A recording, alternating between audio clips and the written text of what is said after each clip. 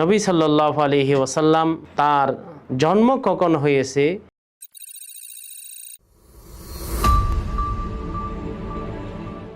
আসসালামু আলাইকুম ওয়া রাহমাতুল্লাহি ওয়া বারাকাতুহু। ইন্নাল হামদালিল্লাহ ওয়াসসালাতু ওয়াসসালামু আলা মান লা নাবিয়্যা বা'দা, আম্মা বাদ। সুপ্রিয় দর্শক, মানাহিল টিভির পক্ষ থেকে আপনাদেরকে স্বাগতম। আজকে আমি একটা বিষয় নিয়ে আলোচনা করব। বিষয়টি হলো মহানবী সাল্লাল্লাহু আলাইহি ওয়াসাল্লামের জন্মদিন নিয়ে। আসলে আমরা সকলে জানি নবী সাল্লাল্লাহু আলাইহি ওয়াসাল্লাম তিনি 11 হিজরির রবিউল আউয়াল মাসের সোমবারে তিনি ইন্তেকাল করেছেন। বাকি নবী সাল্লাল্লাহু আলাইহি ওয়াসাল্লাম তার জন্ম কখন হয়েছে, যেহেতু আরবের মধ্যে শিক্ষিত মানুষ বেশি ছিল না, তাই তারা রেকর্ড রাখেনি। তাই নবী সাল্লাল্লাহু আলাইহি ওয়াসাল্লামও এটা নিয়ে কোনো দিবস পালন করেনি, অথবা এটা নিয়ে তিনি কোনো জন্মদিবসের জন্য কোনো অনুষ্ঠান ইত্যাদি করেনি। তাই সেই জন্য সাহাবে কেরামও জন্মদিনকে গুরুত্ব দেয়নি।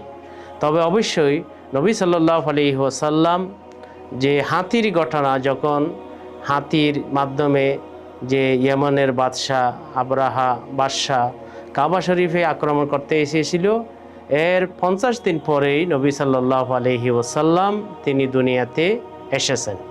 আর দ্বিতীয়ত তিনি রবিউল মাসেই জন্মগ্রহণ করেছেন, সোমবারেই জন্মগ্রহণ করেছেন, তাতে কারো দ্বিমত নেই।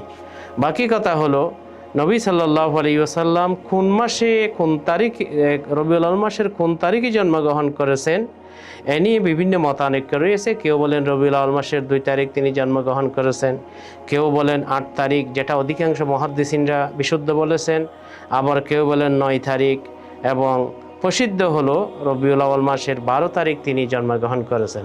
তাহলে আমরা 4টি মতামত পাই, রবিউল আউয়াল 2 তারিখ, 8 তারিখ, 9 তারিখ, 12 তারিখ। তাই 12 তারিখ এটা অখাট্য নয়, এটা সাধারণভাবে প্রসিদ্ধ, যেহেতু মৃত্যু সেই তারিখে হয়েছে, সেই হিসাবে এটাও সম্ভাবনাময় ধরা যায়, হতে পারে এটা প্রাধান্য মত হতে পারে। তবে মুহাদ্দিসিন যদিও 8 তারিখকে গ্রহণ করেছেন। তাহলে আসল ঘটনা হলো যে নবী সাল্লাল্লাহু আলাইহি ওয়াসাল্লাম জন্মদিন পালন করেননি, সাহাবায়ে কেরাম পালন করেননি, তাবিন পালন করেননি।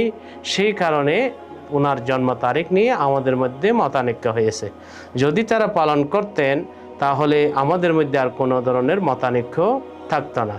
তবে নবী সাল্লাল্লাহু আলাইহি ওয়াসাল্লাম জন্মদিন উপলক্ষে কী করতে হবে সেটা আমাদেরকে শিখিয়ে গেছেন।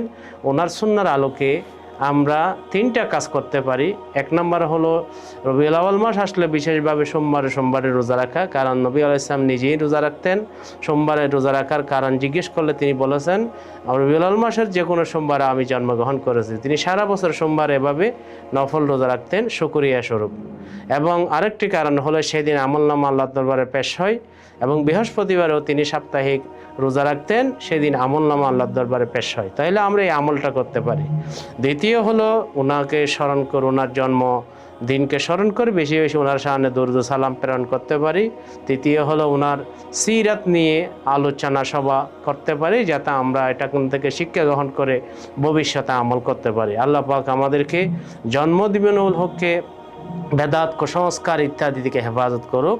সুপ্রিয় দর্শক, আপনাদেরকে অসংখ্য ধন্যবাদ। আসসালামু আলাইকুম ওয়া রাহমাতুল্লাহি ওয়া বারাকাতুহু।